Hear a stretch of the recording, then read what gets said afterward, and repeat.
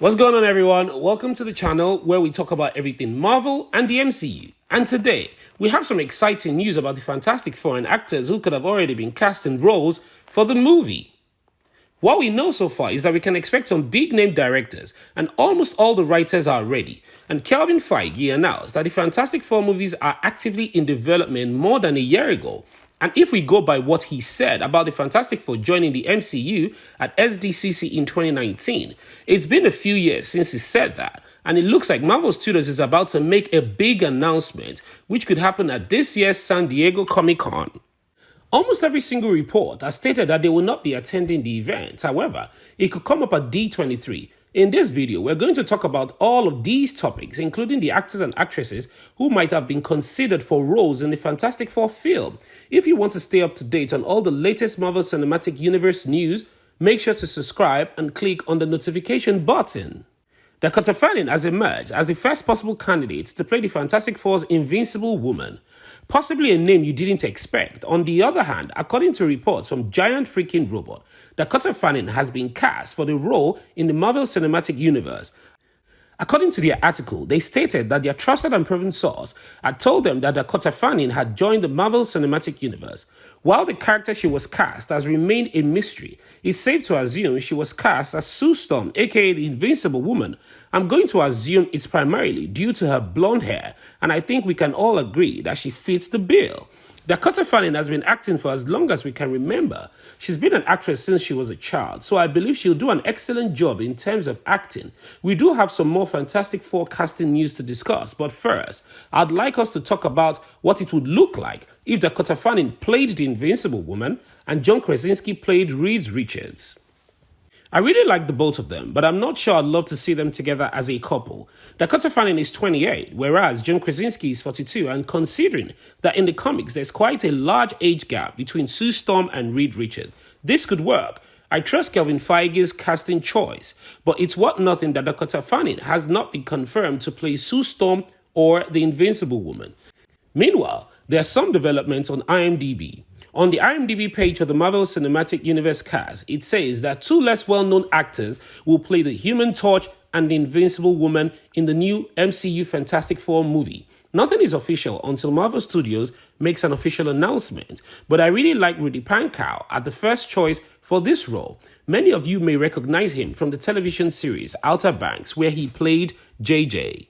And of course, this casting choice will be for Johnny Storm, who is the Human Torch and the brother of Sue Storm, the Invincible Woman. You see, I have no problem whatsoever with this casting choice. Without a doubt, a Johnny Storm is something he can pull off. There is no doubt that he looks like Sue Storm's younger brother, and I believe that he has the physique to do so as well. If Dakota Fanning were to play the Invincible Woman, these two casting choices wouldn't be all bad because they resemble each other.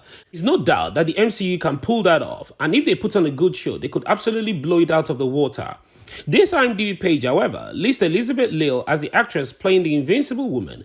Many people may recognize her from Netflix You or Gossip Girl series. We'll be talking about the casting of John Krasinski and Emily Blunt in a few seconds, but in the meantime, I think Elizabeth Lill will make an excellent choice for the Invincible Woman, and I'm confident that she'll work well with Rudy Pankow in the MCU as Johnny Storm and Sue Storm. Both of them look like they could be related, and I think their on-screen chemistry could work as well. Now, here's a few more things to consider. In some ways, this is keeping up with what insiders predicted would happen in the Fantastic Four film. According to reports, the Fantastic Four cast will include a mix of well-known and lesser-known actors. Rudy and Elizabeth are two actors who aren't well-known. None of this bothers me in the slightest. I think they're great, but they're not as popular and as well-known as, say, John Krasinski or Jessica Alba and Chris Evans, who were in the first Fantastic Four movie. At this point, I'm assuming that John Krasinski will be the main Mr. Fantastic in the MCU. I don't see how they could possibly go with anyone else at this time. He reminded me of Mr. Fantastic when I saw him on the big screen in Doctor Strange in the Multiverse of Madness. This is why I think they should cast John Krasinski as Mr. Fantastic, not just because of fan casting or anything like that. I thought, this is perfect. When I first saw him in the Multiverse of Madness, I thought his portrayal of Mr. Fantastic, including his appearance, demeanor, and the way he carried himself, was fantastic. When it comes to working on a movie, I've heard both Krasinski and Emily Blunt describe their experiences in interviews. They have said that when one of them is working on a movie, the other is usually not busy. But in order for the other person to help out with the children, the majority of the time, the actors will be required to go on extended trips away from their actual homes, and sometimes lasting several weeks and even months. It's worth nothing that since John and Emily are married, they've both stated that they prefer to have each other there to help with the kids when one of them is working on set. This way, everyone gets to travel together. And being cast in the same movie is not something that they really want for their family. That said, if it does happen, I won't have a problem with it at all. I'm going to be really pumped about it, and I think it's exactly what fans want to hear. But I really do feel like we're moving away from Emily Blunt being cast as the Invincible Woman. Now, the only one left will be Ben Grimm.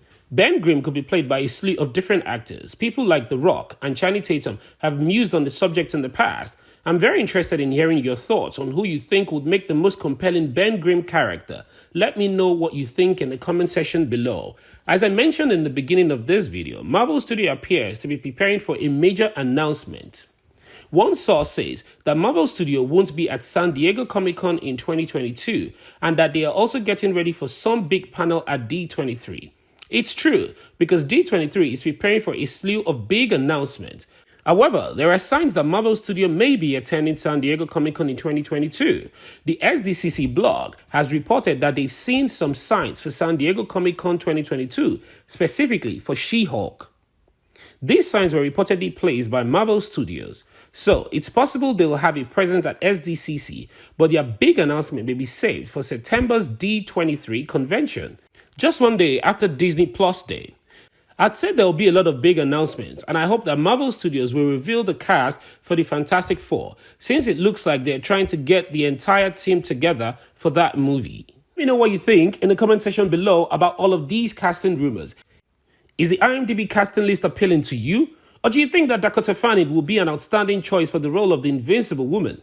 Don't forget to like and to subscribe if you enjoyed the video and you want to keep up with all the latest Marvel Cinematic Universe MCU news. Thank you so much for watching and see you on the next one.